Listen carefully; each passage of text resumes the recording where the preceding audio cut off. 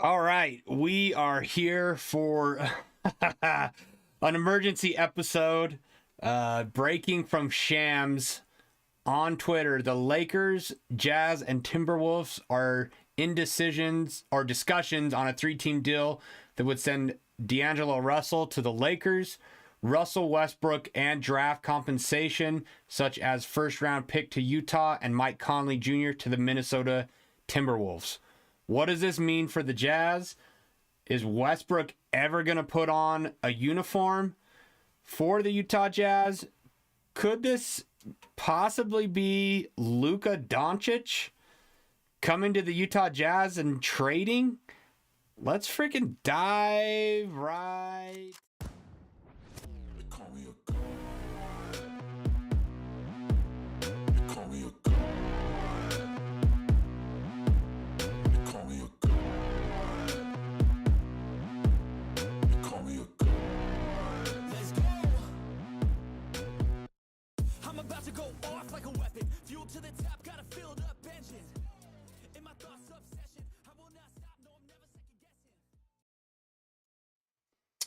All right, so before we actually get into this, I'm going to give myself a plug and the Jazzketball podcast a plug. If you haven't ordered your hoodies yet, go ahead and do so for All-Star Weekend. This will enter you into a free jersey giveaway. We're going to give away 2 jerseys. I believe one of them will be Lauri Markkanen, and we're working on who the other player will be. Comment down below on YouTube whose jersey you want the most that is currently still on the Jazz. So here it is. Just go to the Twitter profile, Jazzketball, and you can click there to order. I believe we're up to 7 to 10 people, so chances are pretty good. Even if you don't win the free jersey, you at least got a dope hoodie to rock around town and support the podcast. So let's get into this. This was breaking news, and I was at work, took some personal time so that I could come and record this podcast for you guys. There's stuff been circulating, and I want to get to it. Here it is on YouTube. It's a picture of Luka Doncic wearing a Jazz uniform, and behind him it says, "Welcome." And my brain started going a little bit crazy because you can't just think. I mean, Danny Ainge, to me, just isn't going to buy out Westbrook's contract. Possibly. And that's what everybody is reporting. But wouldn't it make more sense if he orchestrated some other deal to get something for Westbrook? Even if it's just a pick, somebody's got to want Westbrook. And the deal with the Lakers, I believe Vando and Malik Beasley. Yeah, Tony Jones here says, per sources, Malik Beasley and Jared Vanderbilt are also part of the discussions. Teams at this point are discussing draft compensation. So they can't go back to Minnesota. I think the trade for Mike Conley, as far as Minnesota goes, is genius for Minnesota. It will give them a better point guard and a distributor. He reunites with Rudy Gobert. I think that's a hell of a trade for the Minnesota Timberwolves, depending on what else they give up. This isn't official yet, but when Shams is tweeting about it, and it's kind of all over the news, they've been talking it on sports radio, it's going to happen. And the other question is, are the Jazz done? Are the Jazz done making moves? And we still got, 22 hours left till the trade deadline.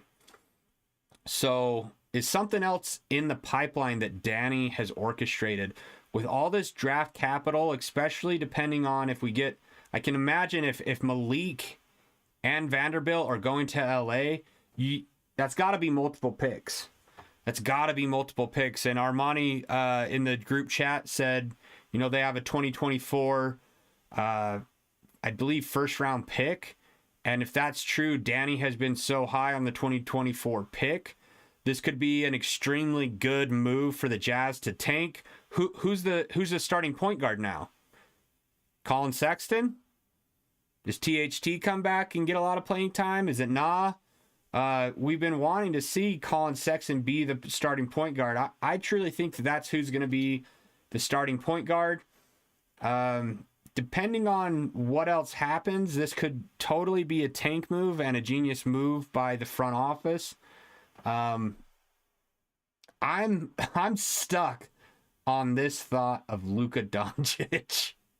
Imagine, guys, just imagine Luka Doncic with Lauri Markkanen throwing a lob pass from half court and Lauri just throwing it down.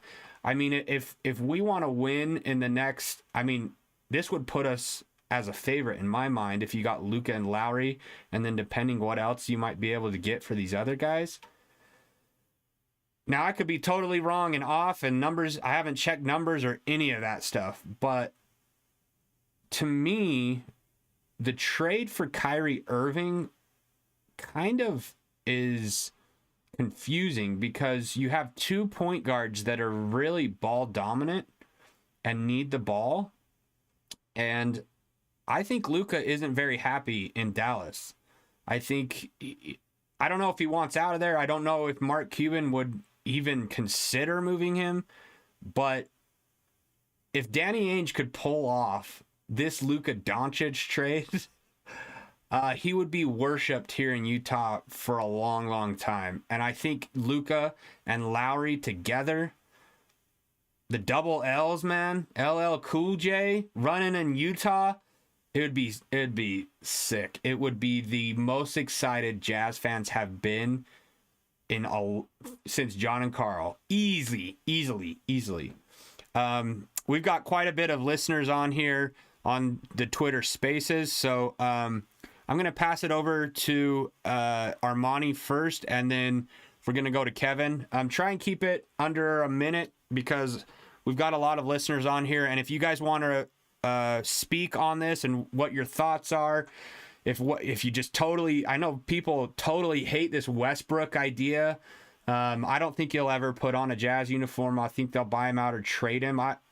I got to think Danny Ainge is smart enough to pull off another trade and orchestrate another trade with Westbrook instead of just buying him out. But they could just buy him out. And Westbrook's agents and Westbrook himself have to kind of agree on those numbers. So, like I said, we've got 22 hours. So, actually, I'm going to go over to Hutron Superman first. So I'm going to request or accept you real quick because we haven't heard from you, I think, ever before. So we'd like to hear from new speakers first. So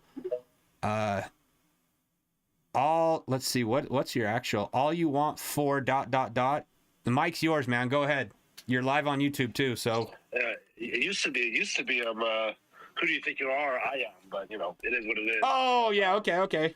Yeah.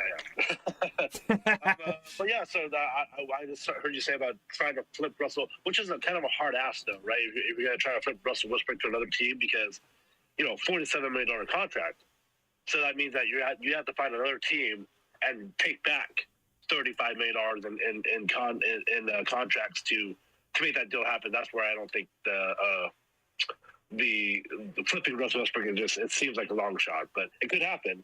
I just think it's a long shot. But, yeah, really exciting day. We got some good – it gets to this point that it sounds like something's going to happen because it got to the point where it gets to Shams. It's almost a done deal. Yeah.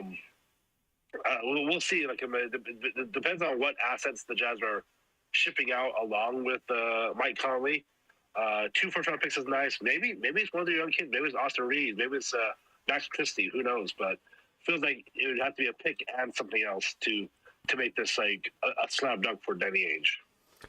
Yeah, and even on the sports radio as I was driving home, Ben Anderson was saying he thinks that it's going to be more than one pick. It's got to be more than one pick. You can't send Mike Conley away, Vanderbilt, and Beasley and just get one pick in Westbrook. I don't think Danny would do that deal. Right now I'm looking on LakersNation.com. And this report says, JJ Redick hears Lakers are close to trading Russell Westbrook to Jazz. So, JJ's pretty in the loop. This was just barely published. It's going to happen. I think that was before the Shannon report even. I think that was earlier this morning that JJ said that on his podcast. So let me ask you, like, say the deal comes through, would you rather the deal not happen at all or happen with only one draft pick? I just don't think that this is the only deal personally. Especially, you know, we've heard from Malik Beasley's camp, our kind of insider, I guess you could say, saying that he's going to get moved as well. So when you're moving 3 guys, it's not going to be just one pick. It's going to be Westbrook and another player. It would be fantastic if somehow we got Lonnie Walker. I don't think that that's even possible, but there's more to this deal, and that's why it probably hasn't officially broken yet. As JJ says on this article, I'm not breaking news here, but by the time we release this episode, it could be done, and that's the Russ to the Jazz for Conley. I've heard that is getting close to being done. The other part is, does this make Minnesota a favorite now? I mean, they've kind of been figuring it out, but I think this makes Gobert way more deadly, and I think that's a reason why they did this trade. I'm going to head over to Armani, and then Kevin, we're going to go over to you. So try and keep it short. I want to get to, I mean, we've got a lot of listeners on here. So if you guys want to speak on this, give your opinion, we would love to hear from you. Armani, go ahead, man. And if you haven't subscribed to Jazzketball on YouTube, we do live shows after every single game. We'll be doing one tonight after the game, I'm sure, talking about this a lot more because quite frankly, this is what we've been talking about for the last few weeks. So, yeah, go ahead and subscribe over on YouTube. We're doing all-star giveaways as far as jerseys. And go ahead, Armani, you're on, man. I like the compensation of the trade. I think this puts us in a better position. There'll be more minutes for the younger players. Westbrook will never step foot on a Utah facility unless we're playing against him. No, that's not happening. I could see a situation where Danny would flip him over to another team if Danny pays, I don't know, maybe like another half of what he's owed left, because out of that $47 million, I think he's probably owed like another 24. So if Danny was to, you know, if the front office were to pay, I don't know, maybe like 18 million of that, and then try to flip him to, like, I don't know, let's say like a Miami or somebody else like that, for us to be able to get another trade asset and maybe another young player, I could see a situation like that going down. In your mind, is there any chance the Jazz get Luka? No, not at all. It won't be a chance only off of the fact that Mark Cuban is just all into Luka. Just by Dallas just going out their way to go get Kyrie, they're trying to appease to Luka, and I don't think there's really much of a problem that's going that Luka is having with Dallas himself. I just think that he want to be in better position to be able to win a championship, because he's come from that, you know, he's been in the league maybe like for 4 years now, but before that he's won 2 championships over there in Spain, so he's used to being in a championship race. So I think it's just they needed to make a trade to make him feel a little better, but Mark Cuban's not letting Luka go for another, I don't know, 6 years. Yeah, see, that's. You know. I think you're probably right as far as Mark Cuban letting Luka go. And my thought back is, if there's anyone that can pull this off, it would be Danny. I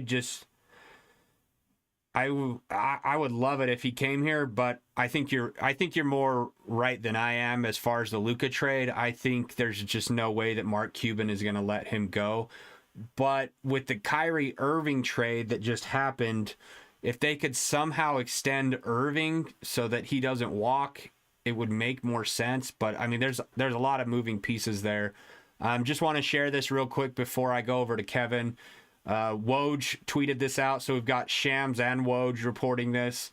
This was about an hour ago. 3-way talks with Lakers, Jazz, and Timberwolves would potentially land Russell and Malik Beasley with LA, Mike Conley Jr.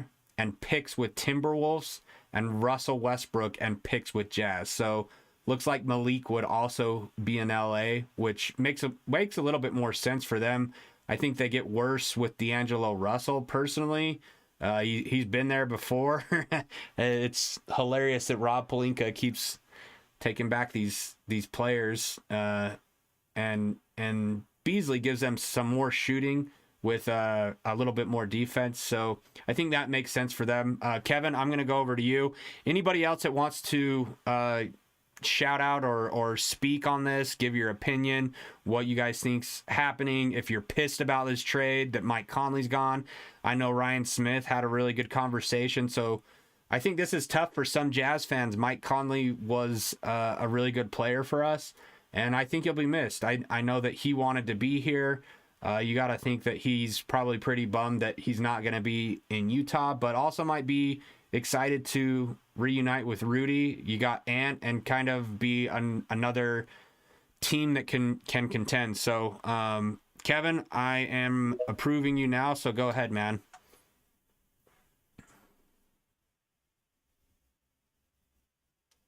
Kevin, you there? Yeah, they just took a second to connect. That was weird. Oh, no worries. So first off, to your Luka point, I don't see any way that happens. I don't even know that Danny wants that. Oh, I think it'd be you're crazy. crazy Yeah. to think that putting Luka on this team makes us a championship favorite. Like, we need more than just Luka, especially with what we'd have to give up for him. Well, I think we've got the trade assets to make it happen. It's just if Mavericks are willing to make or part with him, but I think you're crazy not to think you're a contender with a top 3 player and then probably a top 10 player in Lowry, pairing them up.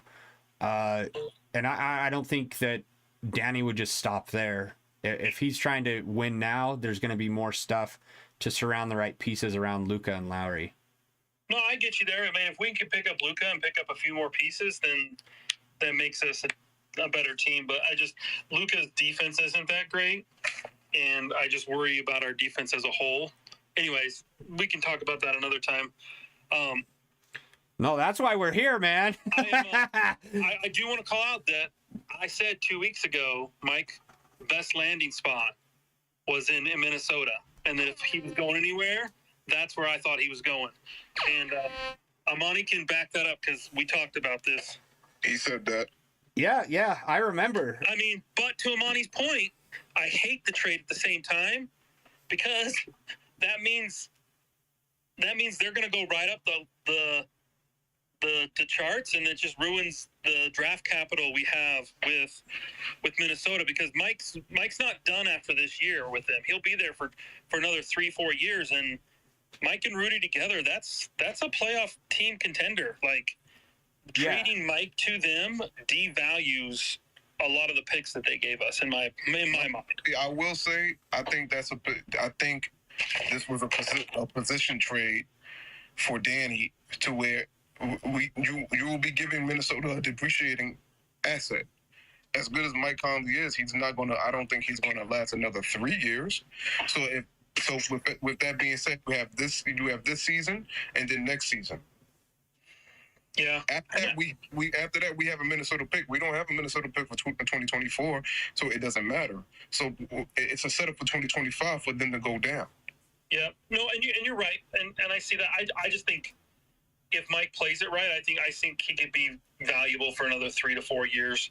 But he definitely is depreciating as we go on. And then to the 2024 pick, we can't. There's no 2024 picks available in this trade. Jordan, we can't get LA's or Minnesota's 2024 Are pick. they protected or what? Yes, which is really weird because technically Minnesota's pick should be available to us. Because the reason that it's not available is because of the stipend rule, but we own both of the picks on the other end, so the stipend rule should be null and void. No, but you can't trade 2 consecutive draft picks in a row for a team. So Yeah. You can't trade 2 consecutive draft picks because of the stipend rule, which protects them, and so you can't trade one to one person and then if it's deferred.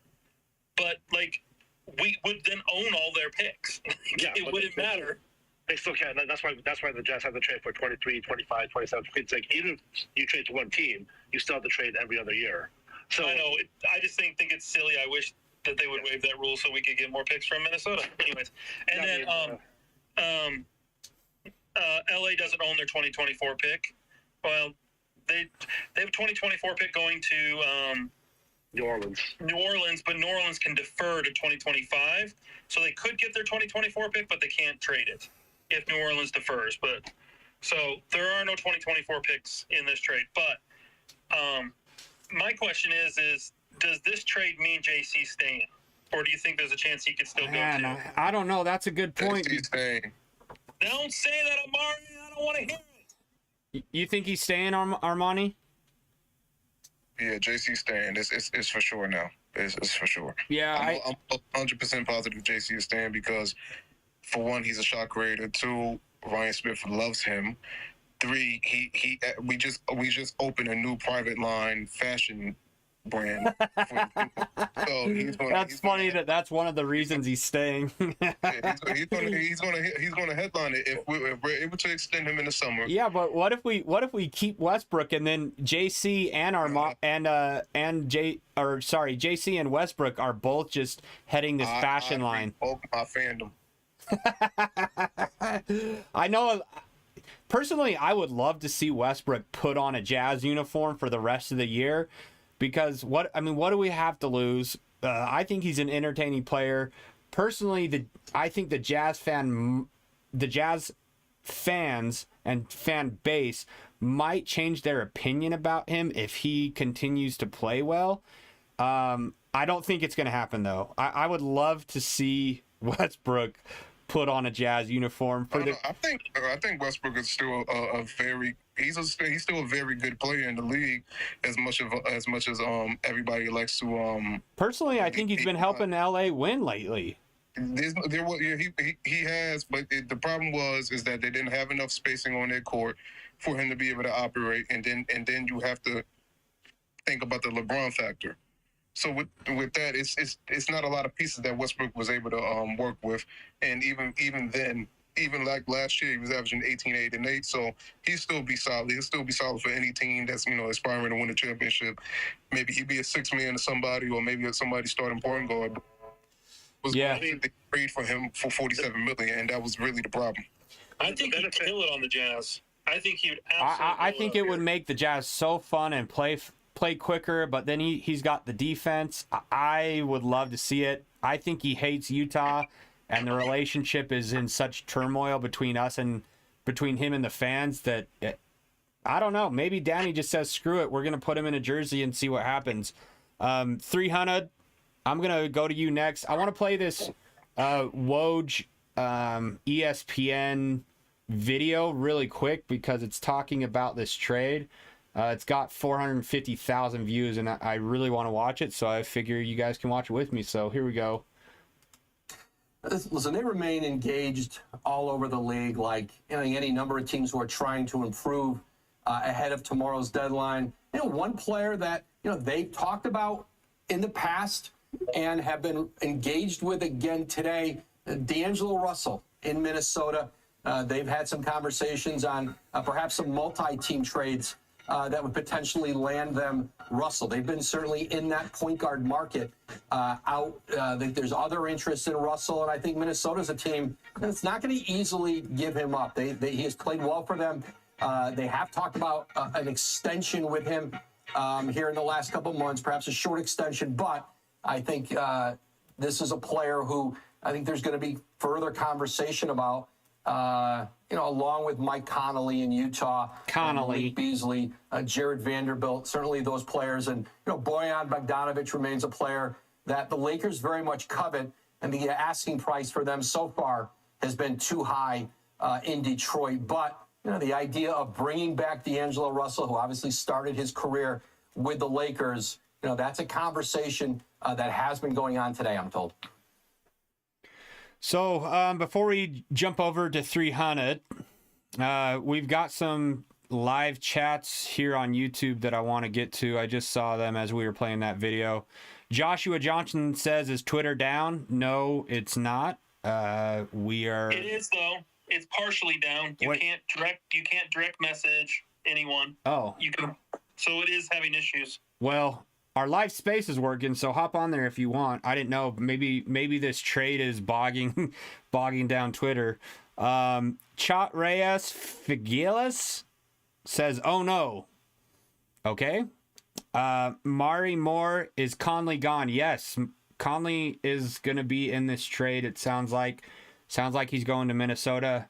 Like I said, I think this is upsetting for a lot of fans. My wife works in the arena, and her and the lady she works with in one of the suites they were just talking about Mike Conley last game and how much they loved him. So I know that this is going to be a blow for some fans losing Mike Conley. I think it'll be a blow for the Jazz anyways, just because he's a great point guard still at the age that he is. But I think it's time to move on from him. When he twisted his ankle last game, I said this on last podcast, like, we just need to move on and at least get something for him.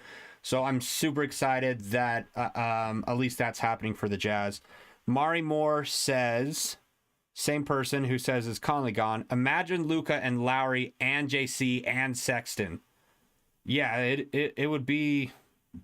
And then you got THT too. Like, I think, yeah, I don't want to keep beating on the Luka because I'm not sure it's going to happen, but it's extremely fun to think about. Extremely fun if Danny Ainge is able to pull off a Luka trade, that would go down in Jazz history.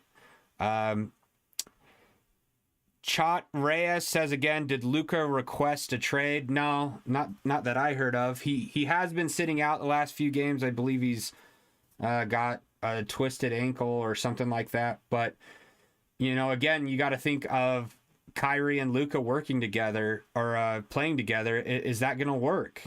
They're both so ball dominant. Will it eventually upset Luka or Kyrie, vice versa? Obviously, Kyrie wanted to go to LA. There's been reports of that, and he didn't. I think the relationship between him and the Nets was terrible, and the Nets kind of did it out of spite to Kyrie for requesting the trade.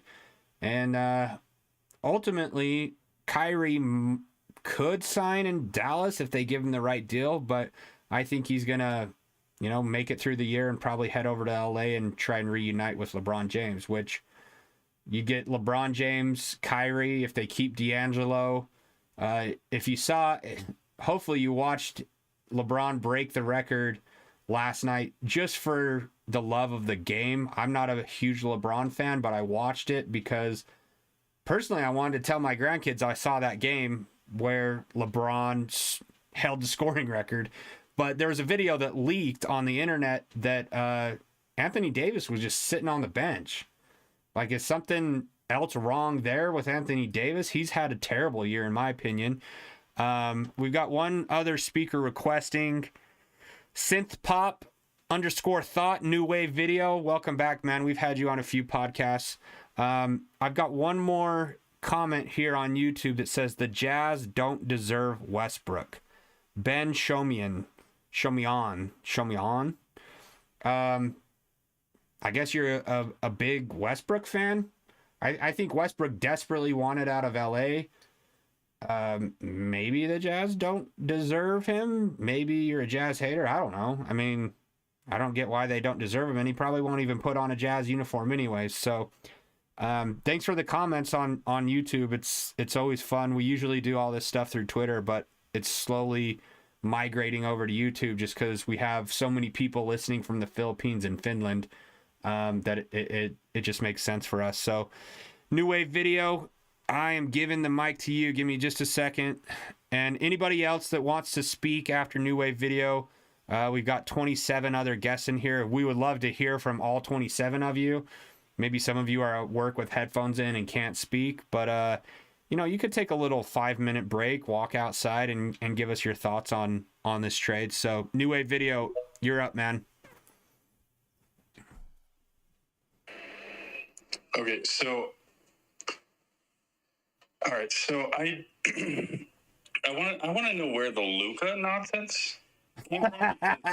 There's not really like there's there's no way the Mavericks are giving up a franchise guys like a franchise guy like that, especially right after they trade for Kyrie Irving.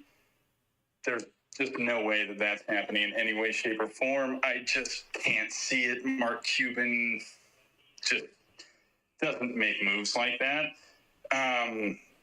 But if we can get Westbrook, like even one unprotected first-round pick from the LA Lakers, one of those unprotected is gold. Like, I don't really care which one. You can trade it in the future you can package it up to get a future superstar. I would like to see Westbrook suit up in Utah. I'm with you. I would really. You ship out Mike Conley, and then you bring in Westbrook to start at the one, and then you throw him at the one with everything else that we have. Like, it would just be fun basketball to watch. It's not going to be winning basketball. But none of us thought that that's what this was going to be this year. It's going to be just fun basketball to watch. It's going to be fun to watch Russell Westbrook play for Utah, which is just one of those weird things that this season just keeps giving us. And that's that. But even one of those picks from the Lakers is gold. And then if you can get it unprotected. But yeah, I requested this just to ask, where on earth did the Luka nonsense come from? I just really don't know where that came from.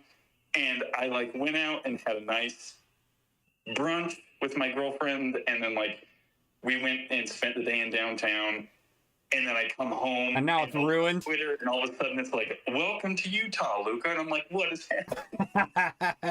happening?" Yeah, I believe that that was Colin. That I don't know who made that Photoshop edit of him in a Jazz uniform that says "Welcome." I'm sure it was for clicks, but it is interesting to think about, just because I don't know that he was necessarily happy in Dallas. It could have just been because he feels like he needs help. I think that Dallas kind of got worse, giving away Dinwiddie and what's his name, DFS. I think they got absolutely worse defensively. That defense is going to get cooked for the rest of the year. Yeah, so it could make sense if Dallas just says, let's blow this whole thing up. We can get a trade from the Jazz with a bunch of draft picks. Kyrie's not going to sign here next year anyways. Our books will be open. So there are things about it that make sense. Do I think it's going to happen? No. I'm probably on the same train as you. And if it were to happen, I honestly think it would happen more towards the offseason once everybody knows what their draft picks are. You just don't give up a franchise guy like that. You really don't. Yeah. Especially where, what has he been averaging over the past, month? It's, almost 40 points. Yeah, he's in the MVP talk. He's almost averaging a 40-point triple-double. Yeah, he's probably top 3 players. Jokic, Giannis, and him? So, yeah, I agree. It's probably not going to happen. It's fun to think about. And... yeah, we'll see what happens. So, Lucas, you replied to my tweet last night. I am bringing back a whole lot of denim. Jazzketball podcast. Yeah, I'm bringing it back.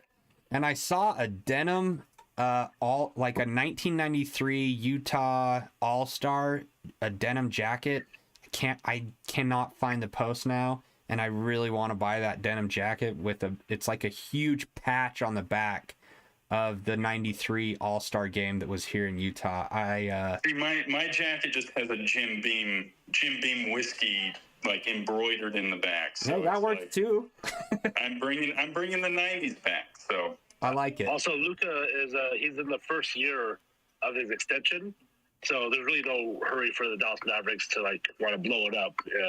It'll probably it might be maybe in a couple of years if things go horribly, then they might think about it then. But real quick about the Russell Westbrook stuff that you guys are talking about. There's also a benefit of if you cut Russell Westbrook, that's more playing time for Sexton, THT, and Nah. So Yeah. you get more time to see those to see the guys that you have and see if they're in your long-term plans or not.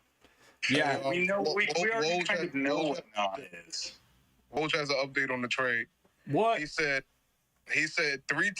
the three-team trade is largely hinging on how Minnesota values D'Angelo Russell in the potential deal and their return of draft assets. Lakers and Jazz have significant deal structure in place, but Minnesota has been engaged elsewhere on Russell too. So if Russell's not included, do you see a straight across where Conley goes to the Lakers? Because that makes more sense. It'll still happen, but then Malik Beasley and Vanderbilt, Yeah. there would have to be another trade that goes down again.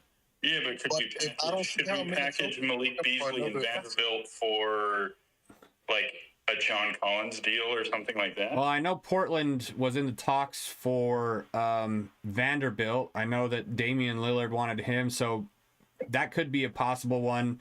Maybe another 3-team trade between Atlanta and Portland and the Jazz. Yeah. I don't see how Minnesota is possibly looking for draft assets for D'Angelo Russell when he has 1 year left on his contract and y'all getting him back a point guard. They don't have any draft assets. We have all their draft assets. No, they want assets back in this trade. If Minnesota is holding this trade up because they don't want Mike Conley and they think they can get more for Russell, they are idiots, because Conley instantly makes that team No, better. they want Conley. They just want draft picks too. Yeah, that ain't gonna happen. Well, they're smoking. Yeah. I saw a deal where we send our Philly or Brooklyn to them, our late pick this year, and I just don't know why that makes sense. There's no way, man. There's no way we're giving away Conley for Westbrook. There's no way we're giving the 3 players to then give up a pick. Yeah, you're giving away Malik to LA as well. Like, there's And got to be at least multiple picks coming back to the Jazz. Why would we give up draft assets now when, in all honesty, looking at that last pick we have in the draft, that's something we could package with something else to move up in the draft to get almost a for sure thing in this draft. Well, unless Minnesota... At this point, I don't think this trade is going to go down if this is what Minnesota's looking for. Unless Minnesota's trying to get a pick from LA, which Rob Pelinka's so dumb he might do If they it. try to get a pick from LA, then Danny's not going to do the deal. Am I not the only person? Am I the only person in this room that if a deal doesn't go down this deadline, I'm really not that pressed about it because we have 17 draft picks over the next 7 years. I'm not pressed about it, but the issue would come in how the players will respond to this. Yeah, because the other night they played, Monday night was the worst game. We haven't lost many double-digit games, and Monday night was double-digit. And even Clarkson said, yeah, we let outside stuff get inside the locker room tonight. And I don't, there's just no way that nothing goes down. Yeah, but historically, a lot of players that have let the whole trade deadline thing get in their head. The moment that the trade deadline passes, especially with somebody who's like Clarkson, who's in basically a contract year because he's going to decline his player option, they just snap right back into it. I really don't think it's that big of a deal. I think it would be LA in the because offseason anyway. Clarkson's going to LA this summer. Yeah, the one I'm honestly probably least excited to see go would be Malik, because I think he gave us a really good start to the year. I think his name's been thrown around in about every trade, and so that's messed with him mentally. I just think Conley, it's sad, but it's also time to move on. I think Malik could possibly be a piece moving forward.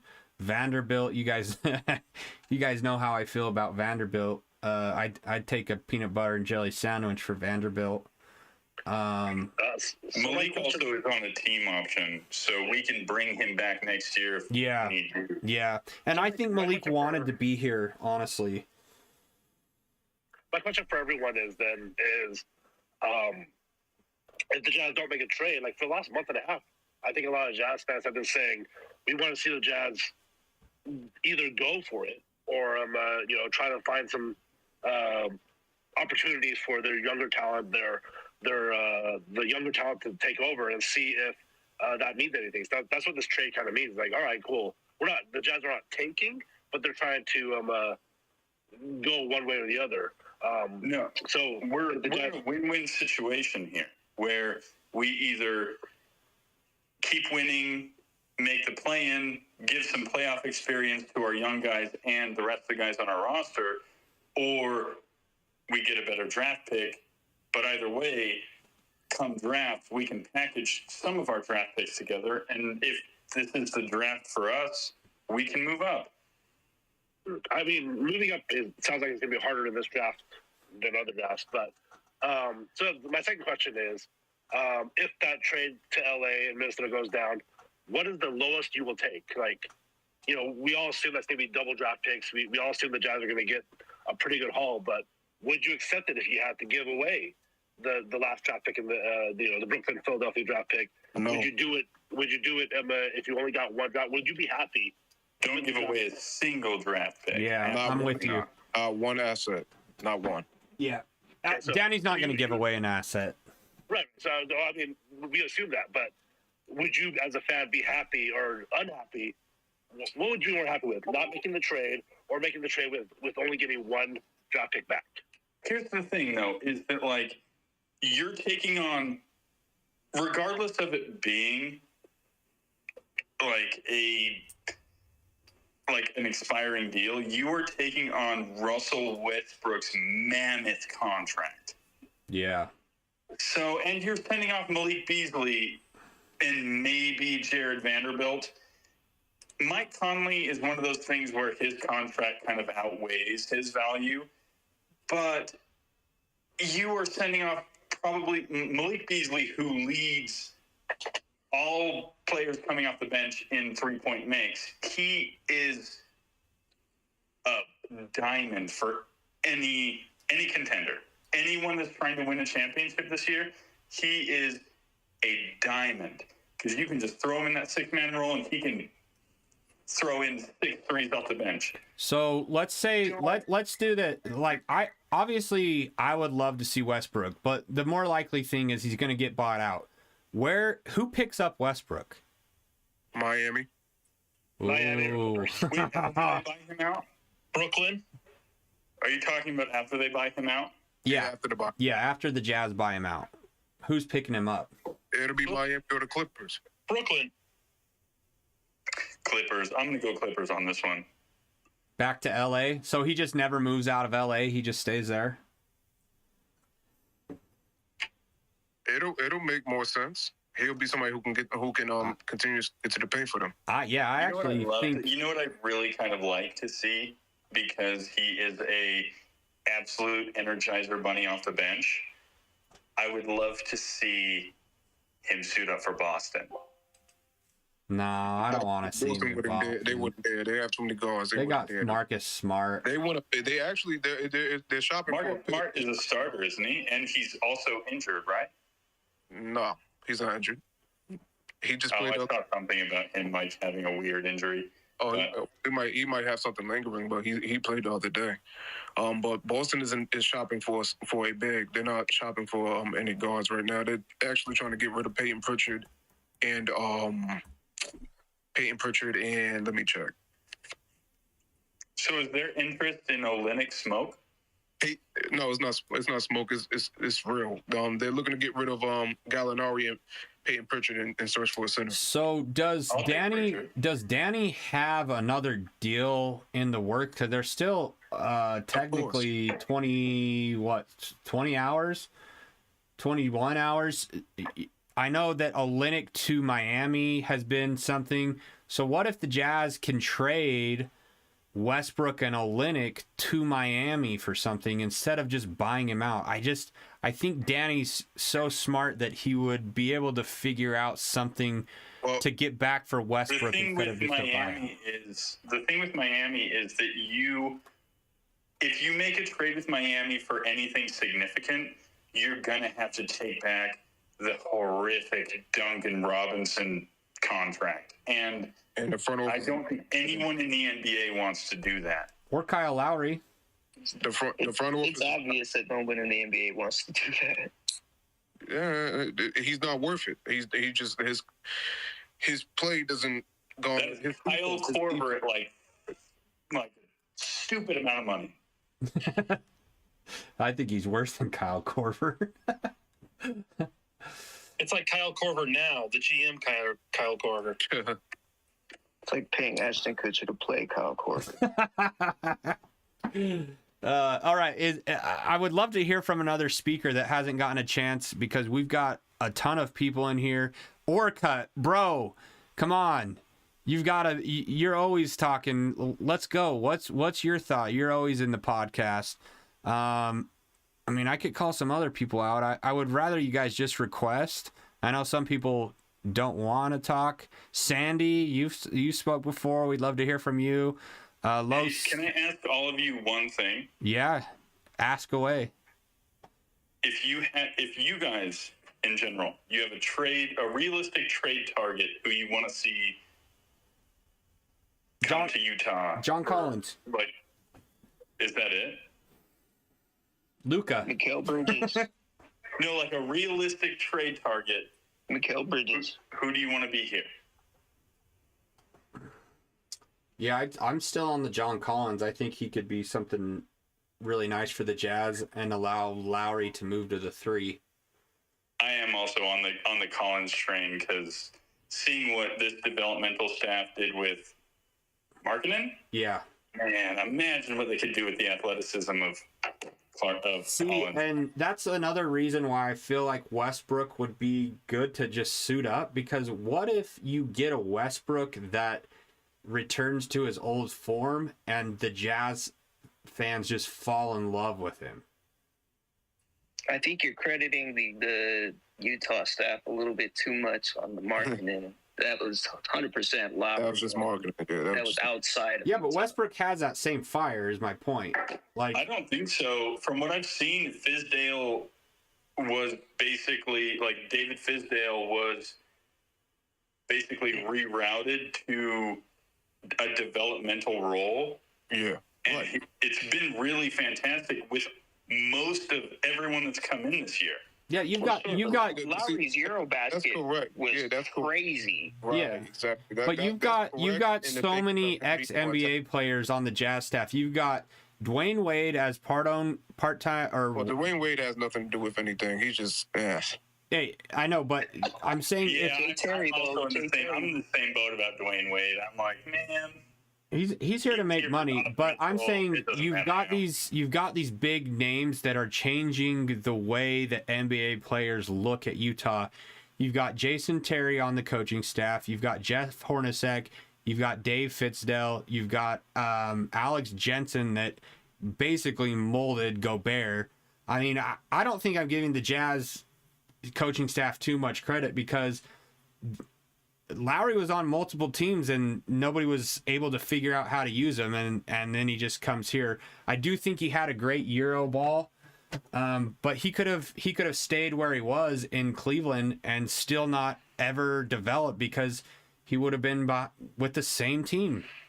I think it was it more has about a lot to do- how he was being used versus Yes. somebody else developing him. That's That's fair. what I was gonna say. They didn't have Nobody enough lets him time. be They didn't have Lowry enough time marketing, for this one. and I think Will I agree with Hardy. Armani. I But- think Will Hardy. It has a lot to do with his growth, and the Finland team has a lot to do with his growth.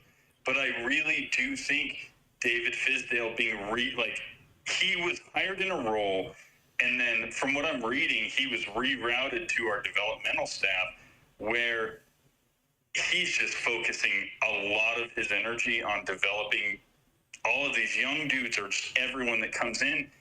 And you are seeing that pay dividends with almost everyone that's come in. Like Malik I Beasley. believe he has an effect on Lowry over the last month. Basically from All-Star voting, around All-Star voting to now. But, prior to that, it was really just Lowry and his ability to just shoot.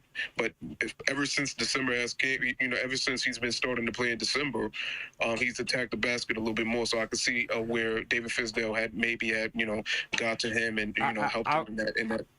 I want you guys to realize what you're saying is the coaching staff did not develop Lowry, and they're not going to need to develop Westbrook. He's developed. He was an all-star.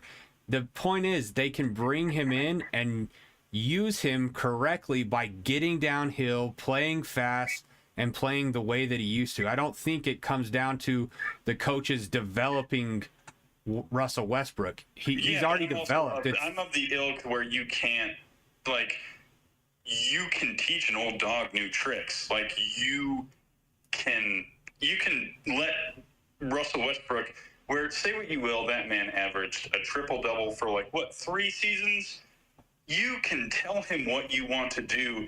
That man does have, he was extremely athletic. He was his athleticism is ungodly. But you can tell him exactly what you want him to do. And I think he'll do it at some point. I think this trade from LA will probably be damn, I got to figure something out.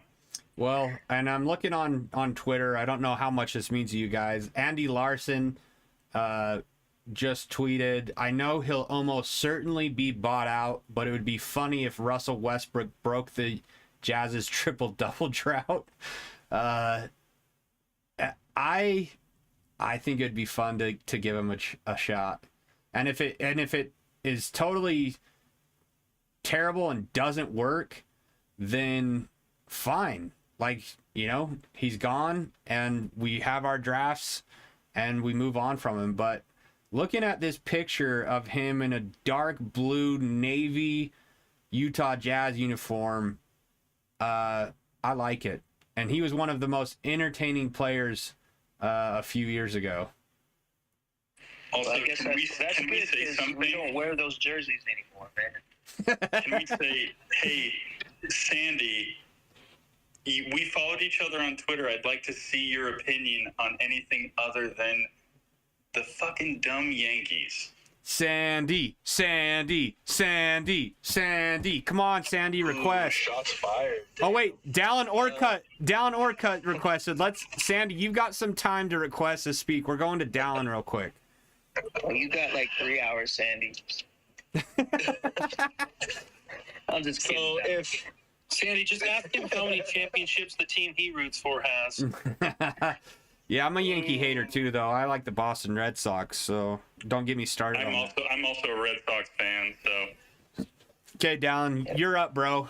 Everyone, be quiet. Let Dallin speak. Oh, it's okay. So I got questions, I guess. Has anybody heard if we are getting more than one first-round pick back? I would imagine yes. Okay, because if we're not and we're only getting one, then why wasn't this deal done 2 months ago? Well, I think we would have to get multiple draft picks because both of them were given up 3 assets. But on top of that, they set draft compensation, and usually if it was one first-round pick, they would just disclose that. Also, the Lakers, those are their own. Those 2 picks are what they have for their future. That's it. If you want to give one of those unprotected, that's all anyone wants is unprotected picks from the Lakers. Those have stupid value. Why do they? Because they can attract free agents, though. Say that to the last 5 years of Laker basketball. Yikes. So Jody Genesee, LeBron James wasn't a free agent pickup. Jody Kevin, Genesee. you were listening to the. You know how long they were bad before that?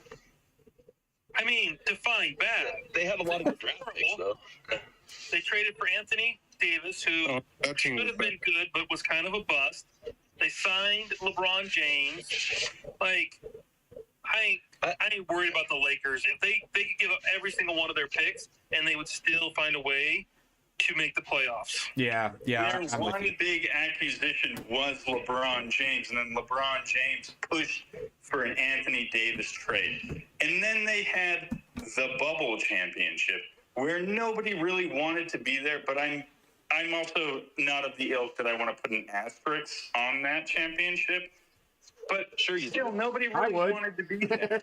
I would have put an asterisk on that championship because Put that asterisk. everybody was locked in playing basketball at that point. Anybody who was in the bubble. Yeah, but they the were locked in. fans, and nobody the was actually locked in wanting to play that. A lot of young dudes were locked in wanting to play that basketball. the fans and the traveling were not even an I don't think aspect. the older Three teams. shits about being there. Yeah, I don't think the older teams were. I don't think the older teams were. That was an AAU tournament. That was a big AAU tournament. Yeah, Everyone else wanted asterisk. to leave and say, "Let's do it next year." So let me get to this tweet. Jody Genesee, who has written a Jazz book, I believe he was a writer. I'm not Yeah, gonna say. he does news. He's not anymore. Yeah, he was. He tweeted out an hour ago. Danny Ainge is a wizard. Russell Westbrook could get the Jazz a high lottery pick quicker than any other player in the NBA. I don't believe that. I think Westbrook is going to be something more than a buyout. Let's say hypothetically that Westbrook was to stay, he's a floor raiser for a team that's not in championship aspirations. He's a floor raiser for anybody. And to play with There's a Lowry, better him chance and of Lowry. Luka playing here than Russell coming and playing the rest of this season. I agree with that. With how much his contract is, you're not flipping him in a matter of hours. Hey, do we need to start a Luka train? We Still on don't top, need to man. start a Luka train because Mark Cuban is going to come in here and say, "Get out. We're not trading Luka." They're not even going to entertain that conversation. They're going to hang up on you. Man, we Mark scared off Cuban's on Sandy, Shark Tank. guys. No chance he listens to this one. Sandy left. She was scared. She wanted to talk about the Yankees. Yeah, to be fair, she just wanted to talk about the Yankees. I think she followed a me Yankees because of fan. I think she followed me because of one of your rooms that we were all talking about the Jazz in, and now she doesn't like the fact that we all don't like the Yankees. Russell Westbrook all-time ranks among active players. Points, 4th. This is active players. Rebounds, 7th. Assists, 3rd. Steals, 4th. I don't know what DD2, 3rd. Double doubles. Oh, double-doubles and triple-doubles, 1st. Top point guard of all time, says StatMuse. No, that's John Stockton. Sorry. Okay, one of the top point guards of all time. It's not even John Stockton. It's Magic. Stock is not the best point guard of all time. Stock is top 4. It's John Stockton. I'm Sorry. Wow. Why are you talking like that? I mean, Stock is for sure top 3, but I can't put him at number 1. And I love Stockton more than anyone. Damn, bro. He's got the all-time assist record and the all-time steal record. That's not going to be broken. That's what we said about Kareem, though. Yeah, but he also doesn't Yeah, have a but single Stockton's like championship. so much further on those other things. Yeah, I know. It's like almost an impossible record to break. Look, if you grew up in Like, Utah, 19 years, and we're like almost averaging double-digit assists a year. yeah, but if you grew up in Utah and you grew up on John Stockton and watched him, I don't think a lot of people got to watch him.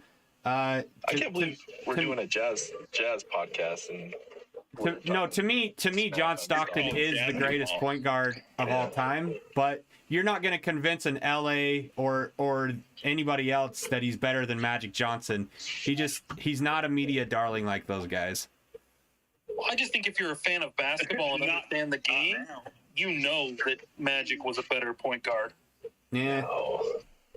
I mean, you're just jaded by your love for the Jazz, which I get it. yeah, I understand that's that.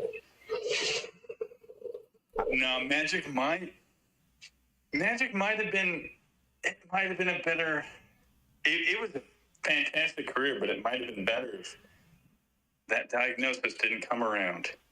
Oh, it would have been. He would have stayed like an extra 5 years after that diagnosis. But that doesn't take away from what he was on the court. That's Yeah, like but saying- it that's like is saying- also like That's that like was a saying death if John sentence back Stockton then. would have. That's like saying if John Stockton would have retired 3 years earlier, you would not consider him the greatest point guard of all time. He had all the records by then. But would I mean, he, so you're going to sit there and tell me that if you would- Magic played another 5 years, would he? there's just things that Magic can do on the court that no other point guard could ever do. You can also say that about John Stockton. Yeah, I named my son after John Stockton, so I'm sticking to Stockton. I'm not gonna lie to you. Like, yeah, there is a little bit of like Jazz bias, but like, you can see a lot of the like. All right, The closest thing that we've seen is Chris Paul. let's do this. If Magic's the best, who is the second best point guard of all time? John Stockton. Easily John Stockton. John Stockton, he's just not number one. All right, is number I'm fine with that. He's number one. He's number one. I can say I say And I'm okay with you confidently- saying he's number one as a Jazz fan. I'm not arguing with that at all. Yeah. I say confidently though, even as a Jazz I don't fan, think he gets the Magic is the respect best outside point of guard of all time. And it's as close as it gets for me. But Is it because he was 6'9"? no, my old man's 5'9", and he loved John Stockton, and I grew up watching John Stockton tapes to learn how to be a better point guard, and I still think Magic. Why did you watch John? So his My dad, turnover man. to assist ratio was spreading that seed across the country. Yeah, I mean, was Magic even defensively good? Okay, if John Andy's back, guys. Stockton played in LA, would he get as much respect? If Magic didn't play in LA, of course. Oh, wait. probably Colin's in here. Colin's in here. I want to go to Colin because he's the one that got us all on this Luka train. Colin, I'm calling you out. Please do. I gotta go back to work, boys. Here we go. He's coming on. money. The mic's Collins. Everybody, shh. Tell us what you think about the Luka.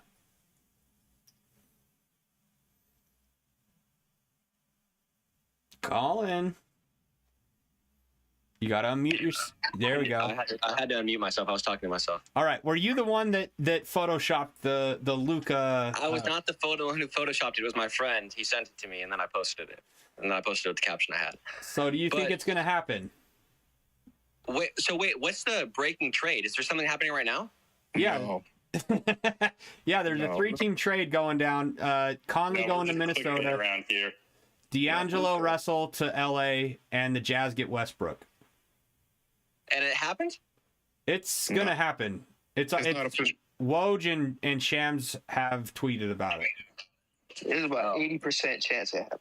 Okay. I couldn't find it. I just got on Twitter like a minute ago. But I knew Luka wasn't gonna happen. I think so. What I was telling my friends is that, and I'm from Dallas, so all my friends are Mavs fans. So you know how this conversation is gonna go.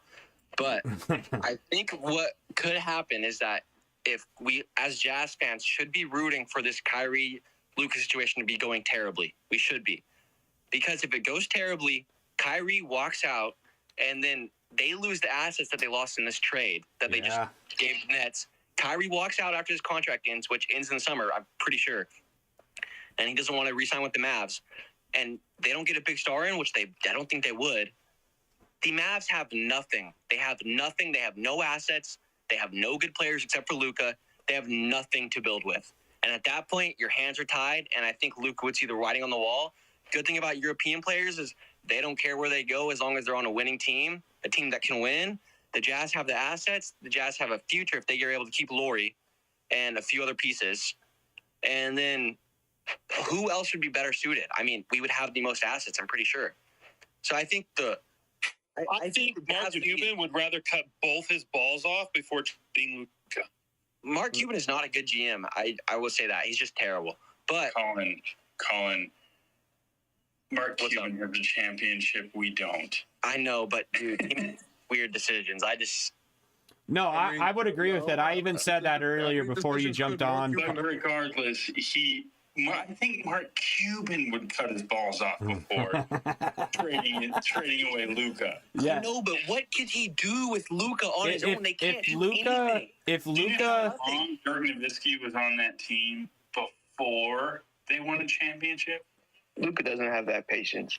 If Luka gets so upset and demands a trade out of there, Mark Cuban's not going to have a choice. And to Colin's point, he's right. We do have the most assets. Surprised. That's why I said earlier, I don't think it's going to happen at the trade deadline, but I could see it happening in the offseason, especially depending on if the Jazz tank and we get a top, 5 pick. I mean, Dallas might do it in a heartbeat. So it's readily apparent that Dallas is 100% willing to do whatever for Luka, though, because you got to think they shipped out Porzingis, who is the unicorn of the league. They've shipped out centers that they thought, okay, this kid's going to be great. They're thinking about shipping out Christian Wood because he's not as great as they thought he was. So at the end of the day, they're right. Mark Cuban will do anything aside from, he hasn't gotten to the point of cutting his balls off yet, but if he had to, I think he would. So you said you don't think it'll happen at the trade deadline. I'm gonna tell you guys now, it has a 0% chance of happening at the trade deadline. This is all talk about this summer because the Mavs are all in right now on Luka and Kyrie together to see what they can do. And then hopefully, if it works out well, they want Kyrie to resign because he's already been in Dallas. But if it doesn't work out, and like I said, Jazz fans need to hope it does not work out because Luka is the golden boy. He's the guy that can be your number one, especially with Laurie. That would be so nice. That'd be just a great duo. Even entertain getting rid of him for at least the next 3 to 4 years. He would even. Could you imagine Danny Ainge calling about Luka and Mark Cuban is like, Won't even suck answer. his balls, Danny Ainge. How long? This might sound like a dumb question. How long was LeBron in Cleveland before he asked out to go to Miami? He didn't ask out. He went to Miami. He went on free agency every free single agency, contract. Okay. Every contract. All right, I just muted everyone because we've got some new speakers and I really want to get over to them and make them feel part of this conversation. So Mason Edmond at Edmund Mason, go follow him on Twitter. I am not following him, so I'm following him right. You are unable to follow more people at this time? That's stupid. Mason, I'll follow you as soon as I can, but the mic's yours, Mason. You just got to unmute yourself, so go ahead. Okay. Can you hear me? Yeah, go ahead. Okay. What are we even talking about here? We're talking about Luke. This is the dumbest thing. Luka's probably not going to request a trade for at least 2 to 3 years, and there's no way he's going to be content going to Utah, a small market. Plenty of other teams will have plenty of assets. Even if we somehow traded for Luka, which never going to happen, he would probably not want to re-sign here. What are we doing? We got a trade that's coming through probably at in the next few hours or so, and we're talking about Luka coming to Utah. That's what's going on? We're just imagining our future. I came into this Twitter space literally asking the same question, and then I just started having fun. So have fun. Just come vibe with us. So let me read a comment from YouTube real quick because I'm trying to do the Twitter Spaces and YouTube. Jackson Merrill on YouTube says, Luka wouldn't happen this week, no chance. Would take the Kyrie thing blowing up, but if so, I think Jazz can make a great offer further down the line. And if you can do that, do it without question. Also, Woj new tweet on the trade saying Jazz and Lakers have agreement, but Minnie being slow with draft compensation. Yeah, sorry, we're behind on the YouTube chats. The other one, Chat Reyes, says, so Conley will play his last game today? No. I would imagine they would hold him out, especially if this is going down. STN says, new look Lakers can go how far in playoffs? I don't know. I think they're worse. James Bond, says, did the trade happen already? Dude, what? Yeah, I mean, okay, not officially. I guess it still hasn't officially gone down. So I guess it could still fall apart. But when Shams and Woj tweet about it, usually it's happening. Jackson Merrill says again, I think he means that as a tanking joke. Ms. Argueta, latest on trade, AD for Durant. What? That'd be crazy. I haven't seen that anywhere. I want to get to this tweet really quick because I think it's hilarious. Just, I love when Lakers mess stuff up, and this is another example. If this 3-team trade gets finalized, Lakers drafted D'Angelo Russell in 2015, who 2 years later is traded to Nets for number 27 pick Kyle Kuzma, who 4 years later is traded in a 5-team deal for Russell Westbrook, who today is used in a deal to bring back D'Angelo Russell. That is funny. I've got my buddy Mitch Tulane on. He is one of the coaches over at Syracuse High for their football. So Mitch, we're passing it over to you, man. What do you think? Is Luka coming to Utah? He definitely is coming to Utah. I think you guys are all crazy to think he's not. Yes! Yeah. No. I really just wanted to find out what exactly or how many assets would it take to get Luka realistically, right? Like, I know we're all just throwing it out there. We're having fun with it. But the Jazz do have assets. And what would be attractive enough to Mark Cuban to pull the trigger? We know we want him. We'd be willing to give up anything. 20 first-round picks. 20? all 15 that we have, and give them JC. It would take a 3-team trade. It would take a 3-team trade. I thought, okay, if they get, if Kyrie blows up and they're committing to this rebuild because they lost their assets, they need assets, and all of a sudden they got 7 firsts staring them down the barrel, you'd at least entertain it, I think. Yeah, that's what I think, and especially if we start losing and get a really good pick this year and include that in. I mean, for me, I'd rather have Luka than any top 5 player just because he's proven, and in the draft you don't really know who you're gonna get. So that alone, I think, could sway Mark Cuban if he's got his eyes on one of the Thompson twins. If he's got his eye on Scoot, Wemby, and that's why I think it's more likely to happen in the offseason once the ping pong balls fall in place and teams know where they sit. And then you never know. We've got 2 other picks as well. So if you get a top 5 and give him the 2 other picks for this upcoming draft, maybe a player or maybe some more picks, I think that's pretty dang close. That's not. Do you guys think we'll make all 3 picks in this draft? Do you think what? Do you think we'll make all 3 picks in this draft, or do you think we'll trade? I don't know. I think it's gonna depend where we fall in the rankings, what they are, and then how open other teams are. It's too far away to say. Where did this Luka stuff come from? I mean, This is the question of the day. Why? I mean, obviously he's a good player, but I mean, if we're doing this tanking or we're trying to do this rebuild, etc., and I guess the concept is saying, oh, we're going to keep Lowry and we get Luka, where no teams make it to the finals or anything without a defense. When is Luka? I feel like Luka's a top 5 player, but it's extremely offensive driven. And usually the teams that are winning are not teams where there's a ball dominant facilitator that's creating and winning these games. So why is Luka this person that we're putting all of these eggs in a basket for? Because here's the other thing. Dallas has a lot of money after this year. I mean, their cap is only $108 million. That's why they're trying to get rid of Christian Wood.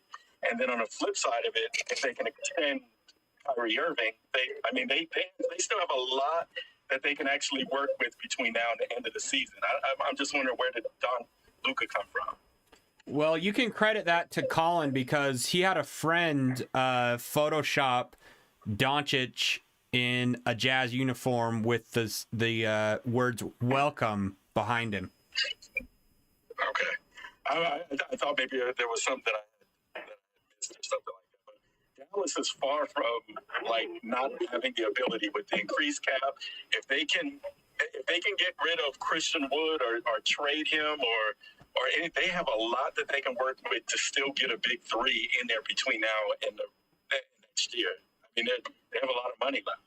So they're not even if the Kyrie situation doesn't work out, they retain his bird rights. So with that being said, any team that's going to want Kyrie after this season, they're going to need to do a sign and trade with Dallas anyway. Exactly. Also, I have something to add on top of that question. Do you think that when they brought Markkanen in, do you think that they thought this is what they would get for Markkanen, or do you think they were like, we have? No, I think I think they've all said that they're surprised and didn't expect it. But now we know who he is. We know who Walker Kessler is. We know Ochai is going to be a piece, and so, man, I want to see what happens because I also think that this could be a really good trade to tank and get us a better pick. And then if we get a top 5 pick, there's another piece. I'm gonna challenge that. Why? Okay, so if anybody believes in advanced stats at all and have watched this game, our 2 worst players are the ones that are getting traded away. And the one that's literally the 3rd most impactful player, and every time we see him hit the floor and he impacts the game immediately, which is Alexander Walker, who's considered really the 3rd best player. If you believe in Raptor rating, why do people think that that's automatically you think that are you guys still there? Make us worse. If anything, I think Will Hardy's going to piss off a lot of people because if anything, we get better defensively because now THT, Ochai, better. We get more size in the backcourt, etc. I don't think it's necessarily mean that we're going to automatically get worse. Well, I don't think that any of us don't believe in advanced stats, but I think that a lot of NBA GMs are stuck in the old school way of basketball where they don't really believe in advanced stats, where they think just taking a 3 into the corner 5 times a game is going to win you games. It's not just about true shooting, though. I mean, it's not about the shooting. I'm like on paper, we know, many of us were sitting there saying Walker Kessler needs to play. Yeah, but he's also shooting 48% from the 3-point line. Yeah, but Callie, you think that Na is going to be better than Mike Conley? I don't think that he's necessarily.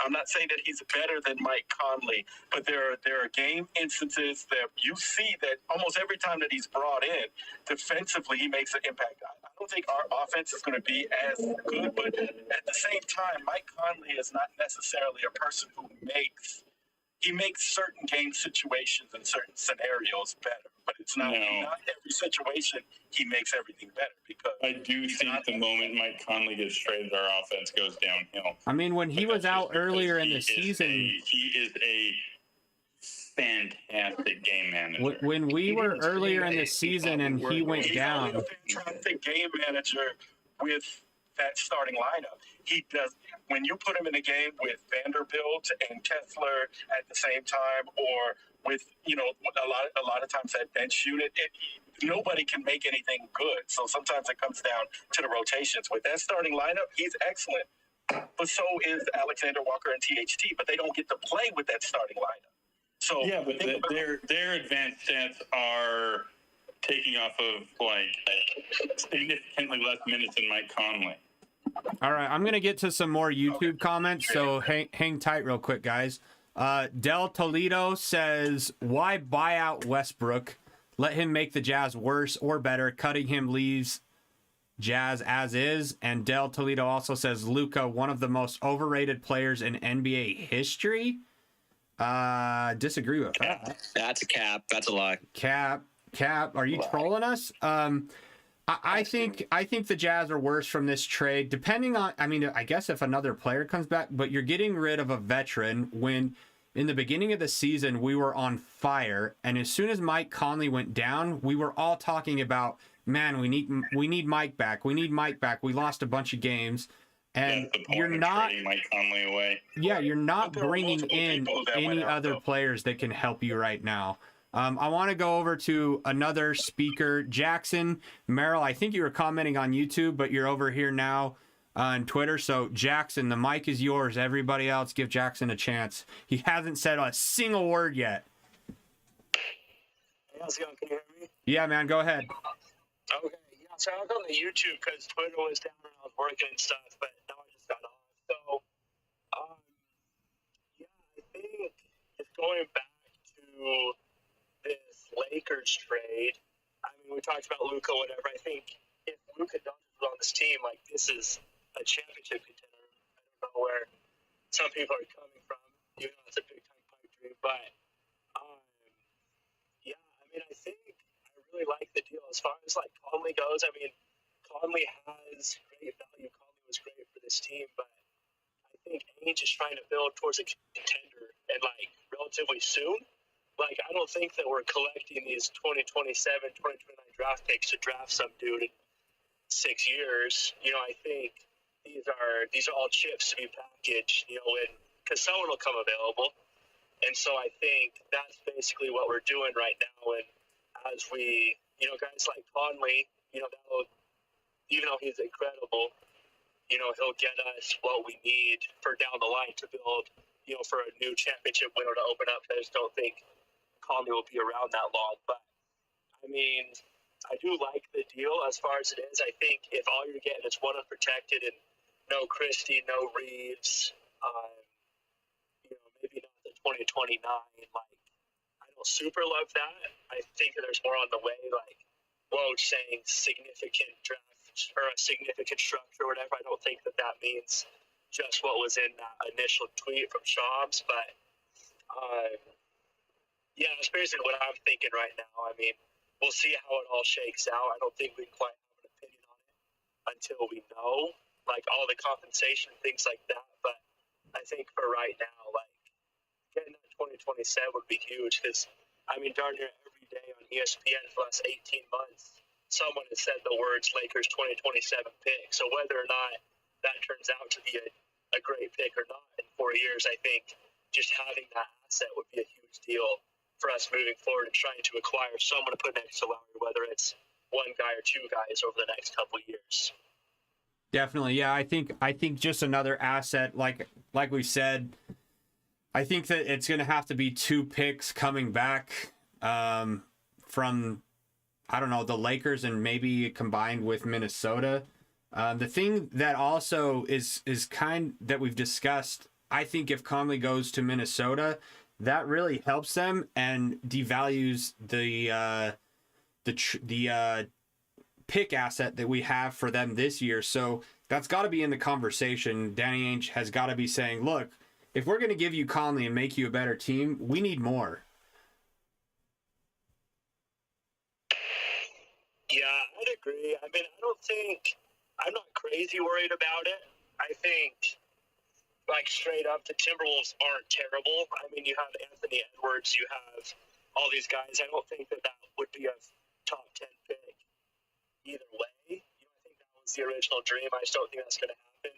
I think, yeah, maybe this will make their pick maybe 20th instead of 16th, which is too bad. But I think in the middle of the first round, there's so many players that feel all the same. You might be able to get your guy at 20 that you wanted at 16, the way things are looking.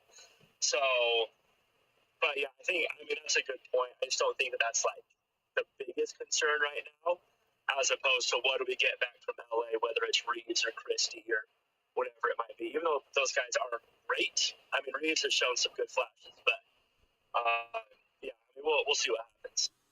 Well, cool. Jackson, I appreciate you for sharing. I want to get back to YouTube. This is the most YouTube comments we've probably ever had. Butt Kicker 900 says, if the Jazz do play Russ, it works. Russ and Lowry would eat. Yeah, I think it'd be fun. I think I'd be interested. I'll probably run a poll tonight before the Jazz game. How many of you want to see Russell Westbrook suit up in a Jazz uniform? I know that there's been plenty of hate between him and the Jazz fans. He got the one dude banned for life because of a racist comment. But as a Jazz fan, do you want to see Westbrook suit up? You don't want to be banned for life. Don't make racist comments. That's the thing. Agreed. I have one question about what's the point in buying Westbrook out? I literally just can't wrap my head around. I'm with you, Colin. Because if he's bad, he's bad. If he's good, he's good. There's literally no point. The Jazz don't have any specific. I don't feel like they have any specific goal this year other than to develop their players more. We get to watch a former MVP, cook. Let him cook. For 6 months. I mean, whatever, or half the year, whatever's left. You say that, but buying him out. Players do have power in this league. He can be traded here, and he can flat out tell Danny, "I don't want to play for your squad," and that's that. And no team is going to have on? What kind of impact is it going to have on the existing? If you're getting rid of Mike Conley, I mean, what real veteran is actually going to have leadership on this team? And Mike Conley is he is a veterans pros veteran, where the young guys listen to him and they talk to him and they want advice, and that's that. He is a pros pro. Russell Westbrook, I would love to see him suit up in a Jazz uniform. It really is all whether he wants to suit up in a Jazz uniform or not. If not, buy him out. I haven't seen anyone give me a reason why we should buy him out though. Like a realistic, does it benefit us in any way? The only thing I can think about is that if Westbrook joins our team, it takes away time from a player that could be developing. That's the only thing he doesn't want to play for us. It's doing a favor for him. That's the most important part. It's doing a favor for him, and no matter what, his money will come off of our books just by us paying, buy him out this year.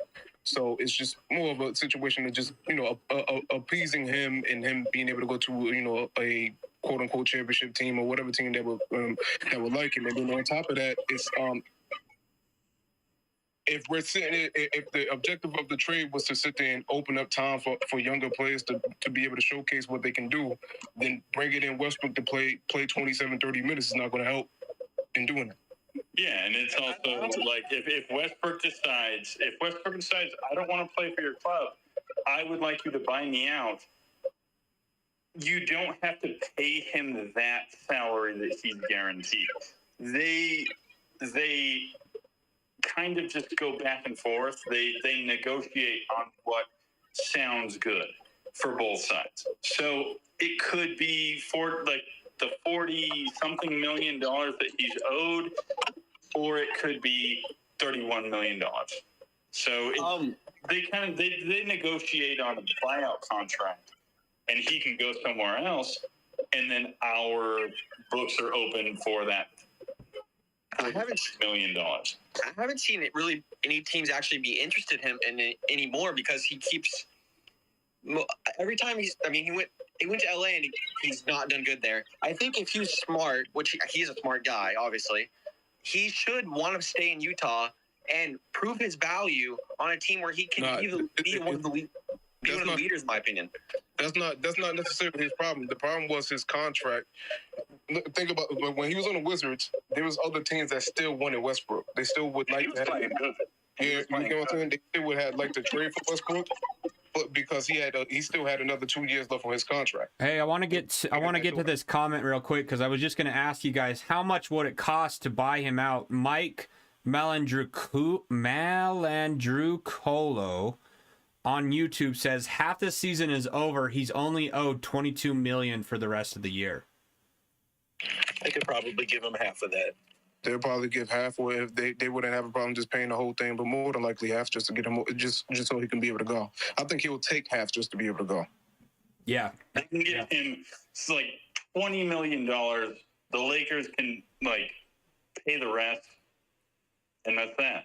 Like, it's not a player that you're like, oh, I want you to play for my squad. Well, it is a player that you're like, okay, you're here. Let's figure out what the hell you want so you can get you can get out of here.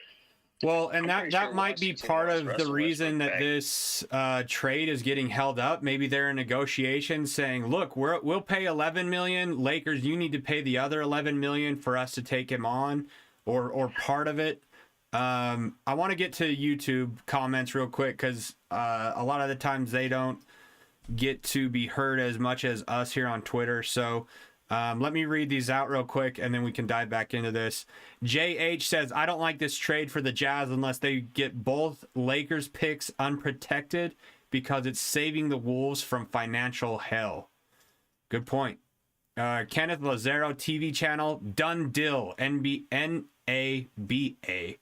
Does anyone see on anywhere that this is official now?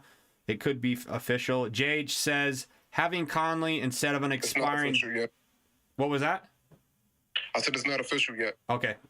JH says again, having Conley instead of an expiring D'Lo allows the Wolves more time to maneuver their roster and figure things out around the margins. It's not worth it for one pick or protected picks. Yeah, I totally agree. It's not worth it for one pick. Mike, I already read that one. Mike says again, buyout would be less than that. Chance Holly, not happening. LA is Russ's home where he was raised. I bet it don't happen. Ham, what the F for Russ, the long way 100. It might next year, but not now. Can someone help me decipher Jazzketball. Jazzketball podcast. Yes.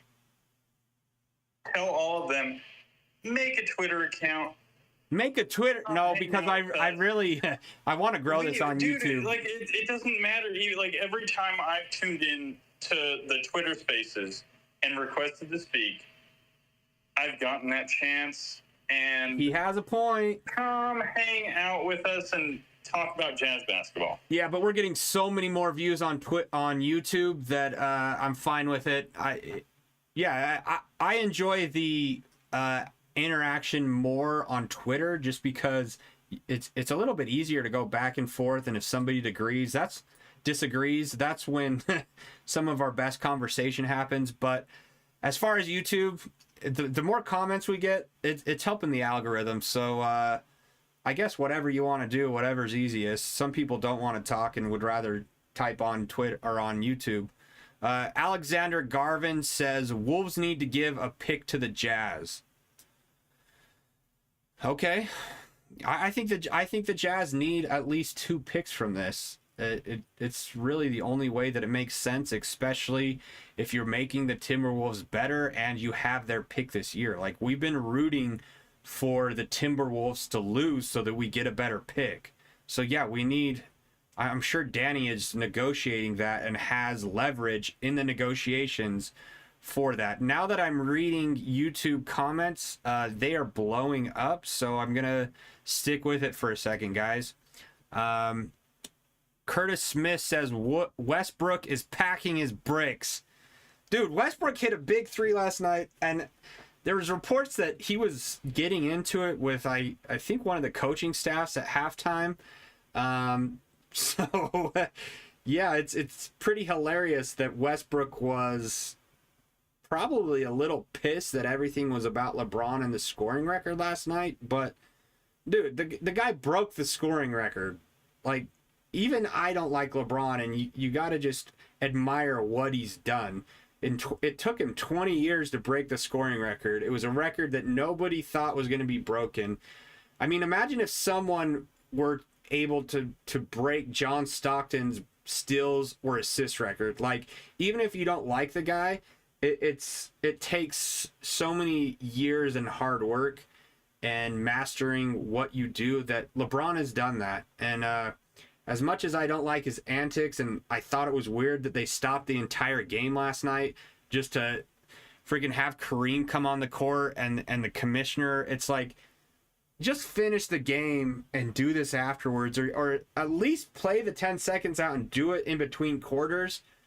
It was just weird how all of it was handled. Super scripted, and LeBron holding his arms up. I saw a tweet saying, if Jordan or Tom Brady or any of these greats were to break a record and lose, they wouldn't be celebrating like this. And so really that's why I think a lot of people have a gripe with LeBron. But you can't take away his greatness and what he's done. He's going to be one of the greatest players of all time. JH says, oh, sorry, let's go back to Mike. Sorry, let's go back to Angel, because you guys are freaking lighting up YouTube right now. Is the trade only for D'Lo? D'Lo would be going to the Lakers. Conley would be going to the Timberwolves. And Westbrook is coming to Utah with trade assets. That's what they're trying to figure out. So it's not official yet. Mike says, I'm a Lakers fan, but I wouldn't trade for Russ if I was Utah. He's not the guy you want around those guys, those young players, unless it's a salary dump. You don't want Russ teaching his bad habits to them. Yeah, he's gonna be bought out. That's what every report is saying. I think it'd be fun to let him play. It could go the wrong way. You let him play, and Westbrook just hates Utah. It's not a secret. JH says, I think if Westbrook is bought out, it's either because, one, he doesn't want to be here. Two, the Jazz would rather give the time to someone else. I think the bad blood between the Jazz and Russell, just, it wouldn't make sense for him to suit up. I mean, personally, I would love to see it. But yeah, I don't think it's going to happen from what the reports are saying. Let's just leave it at that. Angel says, to be honest, Russ would help develop Colin Sexton. I don't think so. I think I'm going to have to disagree with that, because I think what coach has been trying to do with Colin Sexton this entire year is get him to slow down and play at his own pace. And I think Russ would actually make Colin revert back to the way that he used to play. So yeah, I don't think you bring in Westbrook to try and develop Colin Sexton. Alexander Garvin, Russ got into it with Ham at halftime per Woj. Yeah, Alexander, who is Ham? Because I don't pay attention to all that nonsense. JH says nobody will ever break Stockton's records. I think you're right, but I was kind of making the correlation, like if someone were to break Stockton's records, like LeBron broke Kareem's scoring record, you kind of pay homage just for the love of the game and watching history. Like, it's 38,388 points. Like, that's a shitload of points, man. And it took him 20 years to do it. One of the top players in the league. Sorry, guys, on Twitter. I've got to keep rolling with this YouTube stuff because they keep rolling in. But if you do want to request on Twitter to speak and we haven't heard from you yet, I will be sure to make you the first one that we listen to. Everyone that's currently a speaker has already spoke on what they think. JH said, I'm glad you're doing this on YouTube too, because effing Twitter right now. Yeah, it was trending on Twitter that Shams broke Twitter because of this trade discussion. I don't know if that's true, but yeah, Twitter was down. And honestly, YouTube, we have gotten 10 times as many listens and interaction than we just have on podcast platforms. So it's been great. If you haven't subscribed yet, go subscribe, because that's what every YouTuber tells you to do. But yeah, our subscriptions have just gone through the roof lately on YouTube. David Ariola says Jazz fans jinx themselves. I was in Utah watching them play the Lakers, and they kept yelling at me, Westbrook. I don't know if it's a jinx. I don't really get what you're saying.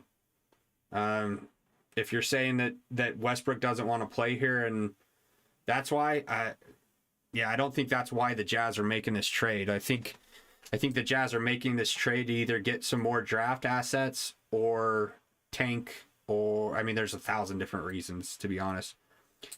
Chance Hawley says, Russ is best with young players, though. I'm a Russ fan. Look what he did with the Wizards and OKC. And this goes back to the point that I've been making. It would be incredibly fun to see him suit up if he could be professional enough and Jazz fans could act accordingly. It would be fun to see Russ get back to himself. Like, he was so entertaining and dominating with triple doubles, and I think it would electrify the Delta Center. And yes, I am calling it the Delta Center now because that's what I grew up with. But it would electrify the Delta Center with the plays that he's able to make. I think he adds so much defensively. He's got length, athleticism. It'd be fun. I don't think it's going to happen, but maybe they work something out where he just isn't. They can't agree on a buyout, and the money's not right, and he just suits up. We'll see. JH says if this trade happens, Sexton probably starting at point, right? Yeah, I would guess so. You've got Nah and THT, which they've both. Nah has started, I believe, if I'm remembering right. THT started this year as well. But you've got two really good backup point guards, and depending on the matchups and whatever team you're playing, you're able to play Nah quicker point guard, or THT, who's a bigger point guard and really can guard multiple positions, which allows you to switch. So yeah, it's going to be fun. It's going to be fun to see Colin Sexton finally get the start. We've talked about it on the podcast many times that we want to just move on from Conley. He's given us great years, but it's time to move on. And Colin Sexton, at one point, averaged 25 points a game. He's really developed this year, and I would like to see him get the start and continue to develop, because I think he's a potential piece in what the Jazz are trying to do moving forward. JH, you're blowing it up. Thanks, man. My kids are awake, so we might have to end this podcast soon, and we'll be on it again after the game. So the game starts at 7. We'll be back on at 9:30. We do a live podcast after every single Jazz game, so feel free to come back and join us again. JH says, if this trade happened... Oh, sorry, I already read that one. Draco says, Ham is a Lakers coach, my guy. Oh, so the head coach? Sorry, I don't know the freaking Lakers head coach nickname. If you got into it, the head coach, I wonder what that's about. And we talked about how AD was just sitting down on the bench as they were doing the whole spiel with LeBron, and maybe he's just sick of LeBron. Honestly, maybe AD's the next one to be out of LA. I want to show you guys my daughter. Come here. Come here. She just woke up from her nap. I named her Sloan. Say hi. Are you being shy? I named her Sloan after Jerry Sloan, and my son is Stockton after John Stockton, so I'm a bit of a Jazz fan.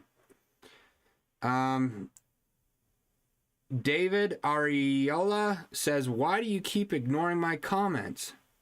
What do you mean, dude? I just read your comment that says Jazz fans jinx themselves. If you want to leave more comments, I'll continue reading them. I'm trying to get to everybody's here. Mike says, just not a good decision maker. Love his hustle and drive, though. Can't teach that. I think Westbrook had... I'm guessing you're talking about Westbrook. Has developed his game, and what did the Jazz have to lose? They either tank or they get better. There's nothing to lose by playing him, in my opinion.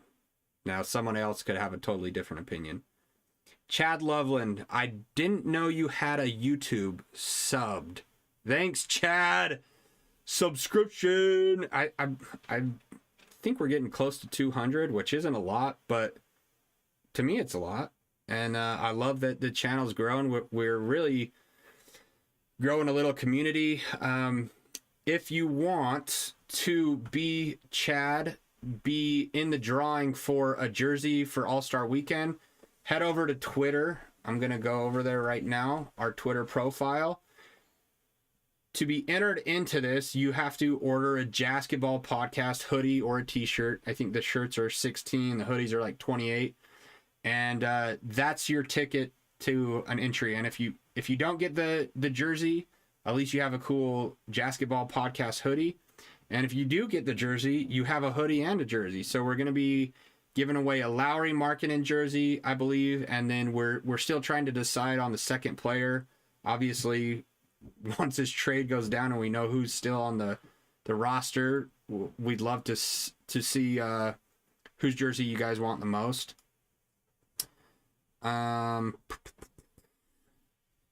Chad says if we are buying anyone out, it should be Rudy Gay. Yeah, it's crazy that he's not in any of these talks.